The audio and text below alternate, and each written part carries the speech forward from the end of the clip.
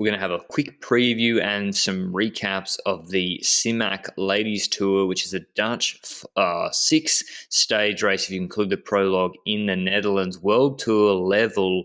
And we have a lot of hitters here, particularly the best sprinters in the world. So, yeah, I saw the start list. I was like, I have to focus on this with Norsgaard from Movistar, Lorena Wiebes, who's the quickest woman alive in road racing, Hosking Diedrichsen, Sarah Roy, Marianne Vos as well, Kirsten Wild. So those names should all be familiar to you. And there's also even Demi Vollering and SD Works. So stacked start list.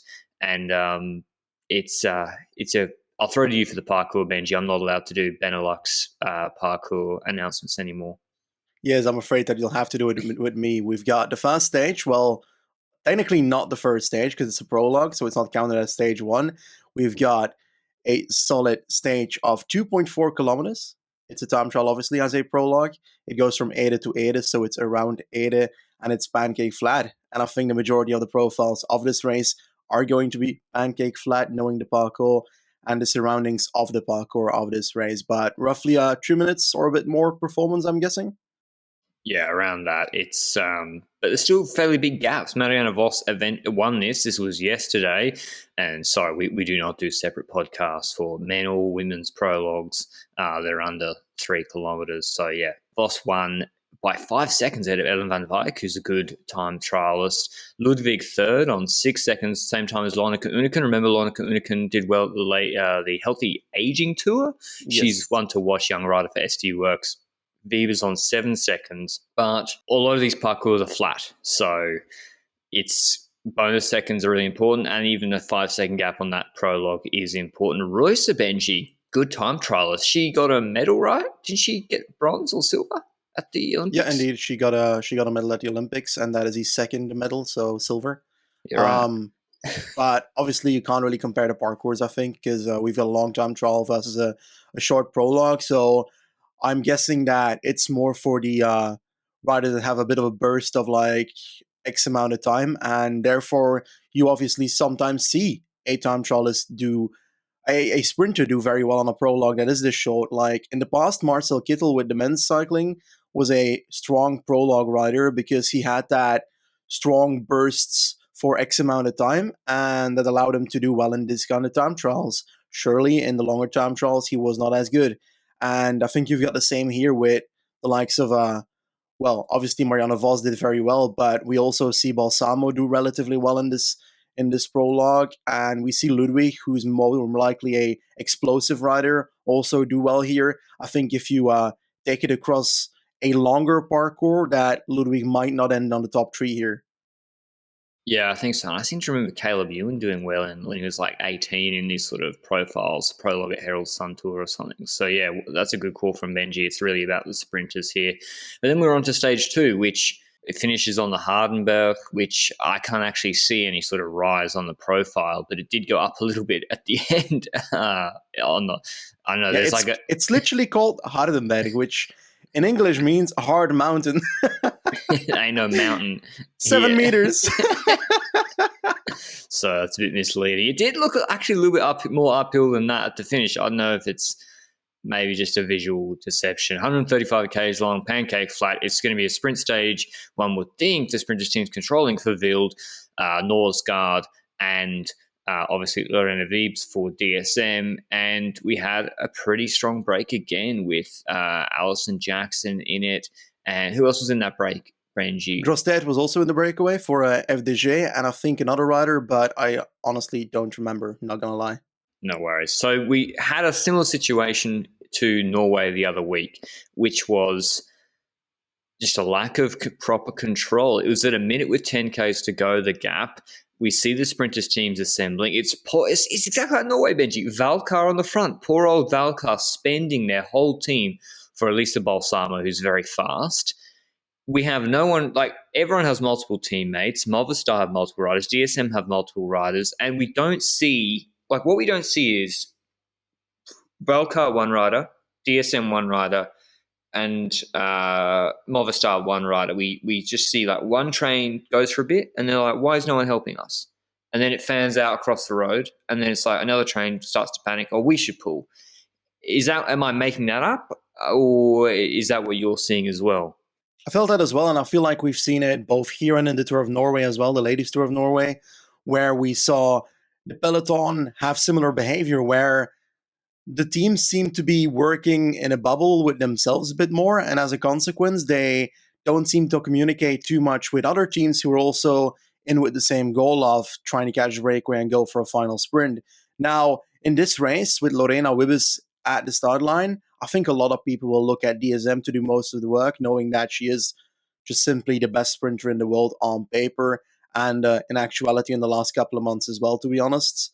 And we see that DSM goes to the front with one rider there, one rider there, but they never really set up a proper chasing engagement. And when you're at 11 kilometers to go and there's four riders next to each other at the front without anyone properly saying, I'm going to chase this down with a gap of still 39 seconds, then I'm starting to get worried. And I started getting worried mainly because I saw the ladies tour of Norway and I've realized that they're likely going to fuck this up if it's still 40 seconds right now.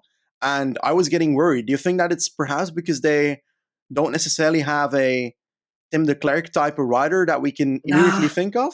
Because de Klerk doesn't do the last 10K dirty work. Yeah, it's more a quicker guy than that. I think it's what you said is that Lorena Wibbes is so strong that if DSM aren't willing to put in and present at the front, then if you're Norsgaard, who I saw had one or two around her, then she's like, am I really going to spend my team?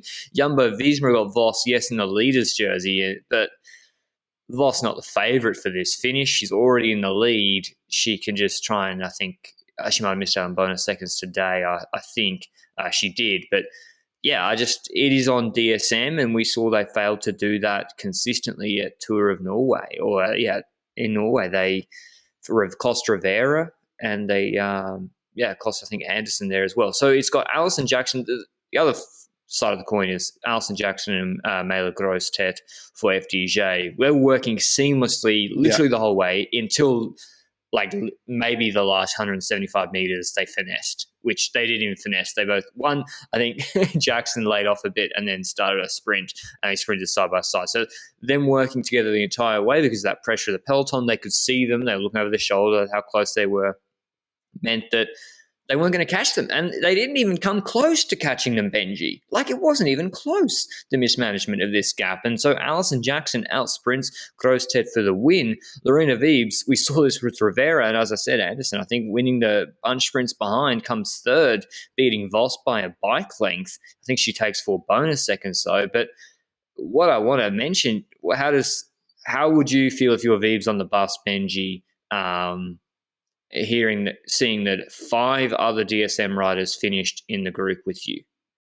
Well, I'd be a bit disappointed, because if those people can finish in the group with you, then they have energy left to keep on chasing. And I think it's not necessarily the riders' fault that this happens. I think this is a DS decision that says, okay, we're going to go to the front at this point in the race, and they do that, and it's too late to do so. Well, if you see that the gap is still 2 minutes 20 with roughly 25K to go, then you got to start thinking about putting someone at the front to keep hammering that gap. And when it's 40 seconds at 10 kilometers to go, then you need to have a proper chase set up and talk to other people in the peloton as well while your riders are already doing the chasing. Because if you just leave it there and you kind of have a bit of a contest with other people about how late you can get to the front and try and win the stage, then you're going to miss the stage. And that's how the breakaway wins. Although, again, like you said, the break did work seamlessly together and they're not weak riders at all. So it's definitely a deserved victory on their end. But this is DSM's race to lose flat stages like this, and they do it. So there's one team to look at in disappointment right now. I think it's what Benji said. It is easier to manage a gap when it's larger and start to slowly bring it down with your riders than to say to probably 5 tired riders, I need 2 of you now to put 10 seconds in per kilometer. And that's a much bigger ask in the last 6Ks. I think, yes, management of the gap before is easier, and that's what we're not seeing. But anyway, I love seeing the upset wins, and I think it's also showing that there's riders who, I don't know, Alison Jackson for Live Racing, it's good to see them get opportunities to actually win stages like this from a breakaway. And as a contrast to the men's stages where, like, Tirreno Adriatico stage 1, which is similar, to this, it's like it's going to be a sprint. It's going to be a sprint, or maybe very rarely it's an attack. So, yeah, congrats to Alison Jackson. She actually goes into the leader's jersey, according to PCS, by, I think on countback, she's on the same time as Vos, but she's in the leader's jersey. And Wiebes is on 3 seconds, Van Dijk on 5 seconds. Tomorrow's stage from Genep to Genep looks exactly this. Oh, no, it's a TT, Benji. So it's a 22K TT.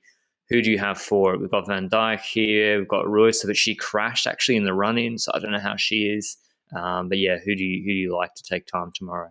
I've got Ellen Van Dijk for this one. She had a good time trial as well at the Healthy Aging Tour. That was one with a lot of wind and wasn't that stormy, weather, if you remember. And I think that she might just do that again, but it could come from other people as well. But she's my main rider. I actually would have said Reusser as well in one of the top riders to do well here, but like you said, that crash might have cost her a bit. So that's why Van Dijk's my call for this one. Lisa Klein, 25 years old on Canyon SRAM. She's, I think, a bit better at like the 7 to 10K ones on that Healthy Aging Tour 14K TT. Benji mentioned Van Dijk put 40 seconds into her. And then I think at the World Olympic Games, although, very different weather conditions, she came 13th.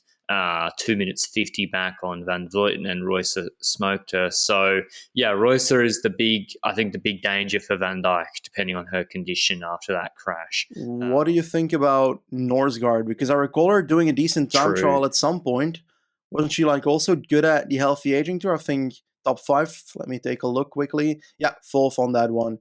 15 kilometers though, so a bit shorter, and she might be one of those riders that is better at the shorter ones, knowing she's more of a sprinter, but I still would expect her to do relatively decent in a race like this. Yeah, I don't think she's a real danger. I think she'll definitely go full because she'll be trying to win this race overall.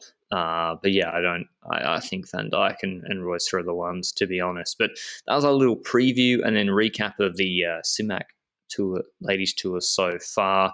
We've got another TT, and then there's some more interesting stages later with some more climbing after that TT, and there'll be bigger GC gaps as well. So given that the Vuelta is on, we might have to do what we did at Tour of Poland and roll in the TT and stage 3 into one, but we'll keep you updated on Twitter at Lanterne Rouge CP with things like that day to day, given that we're still running a pretty threadbare outfit here at the moment. But we hope you enjoyed this recap, and indeed, if you're listening on podcast players, the recap of the Vuelta a España stage 11.